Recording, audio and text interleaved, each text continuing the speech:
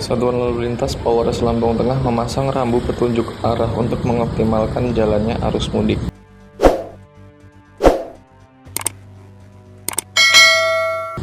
Satlantas Polres Lampung Tengah, Ibtu Wahyudi Kristanto mengatakan, rambu petunjuk arah tersebut sudah terpasang di 21 titik persimpangan jalan. Menurutnya, pemasangan rambu merupakan salah satu upaya untuk memudahkan para pelancong saat melintas di Kabupaten Lampung Tengah. Selain sebagai petunjuk arah di 21 titik persimpangan, rambu ini dapat menjadi jalur alternatif dalam upaya rekayasa lalu lintas selama operasi Ketupat Krakatau 2025.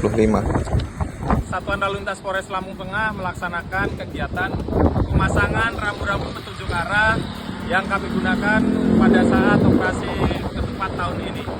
Ini digunakan untuk mempermudah pemudik yang melintas di wilayah Kabupaten Lampung Tengah. Kami menghimbau kepada pemudik yang sudah melintas di Kabupaten Lampung Tengah, pahami rute yang akan Anda lewati, pastikan kendaraan Anda dalam keadaan ready, badan sehat, dan bisa beristirahat di pos PAM dan pos pelayanan yang kami sediakan di Lampung Tengah.